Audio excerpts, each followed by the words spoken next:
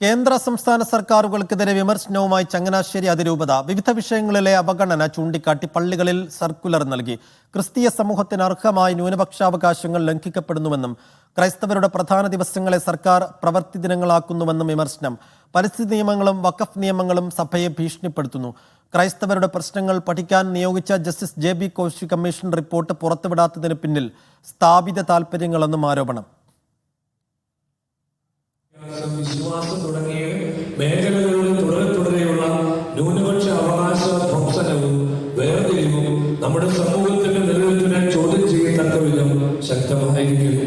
ക്രൈസ്തവരുടെ പരിപാവനമായ ദിനങ്ങളെ പ്രവൃത്തി ദിനങ്ങളാക്കി മാറ്റുന്ന നടപടിക്രമങ്ങൾ തുടർച്ചയായി റിപ്പോർട്ട് ചെയ്യപ്പെടുന്നു.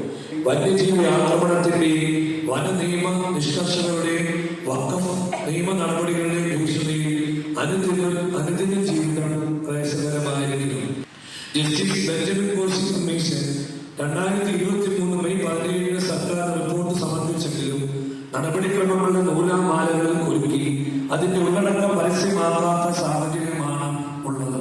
ആ റിപ്പോർട്ട് പുറത്തു വരാത്തതിന് പിന്നിൽ സ്ഥാപിത താല്പര്യങ്ങൾ ആരോപിക്കപ്പെട്ടാൽ അത് ആർക്കും നിഷേധിക്കാനാവും.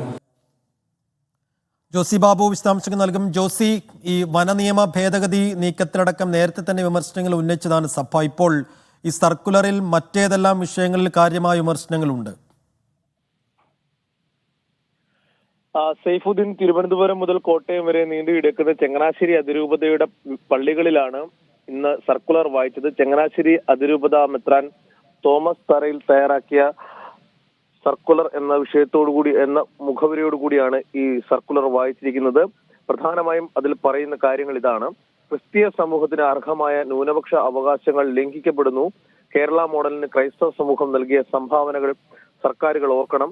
കുട്ടനാട്ടിലെ നെൽകർഷകരും മലയോര കർഷകരും ഒരുപോലെ ദുരിതത്തിലാണ്. വന്യജീവി പ്രശ്നങ്ങൾ, കടുത്ത നിയമങ്ങളടക്കം കർഷകരെ വേട്ടയാടുന്നു. സഭയിലെ വിദ്യാഭ്യാസ സ്ഥാപനങ്ങൾ കടുത്ത പ്രതിസന്ധി നേരിടുന്നു. എയ്ഡഡ് നിയമനങ്ങളിൽ അടക്കമുള്ള ഇടപെടലുകൾ ആശങ്കപ്പെടുത്തുന്നതാണ്.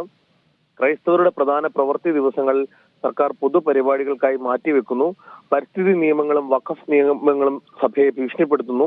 മുഖ്യധാര രാഷ്ട്രീയ പാർട്ടികൾ കേവലം വോട്ട് ബാങ്ക് രാഷ്ട്രീയത്തിന്റെ ഭാഗമായി മാത്രമാണ് സഭയെ കാണുന്നത്.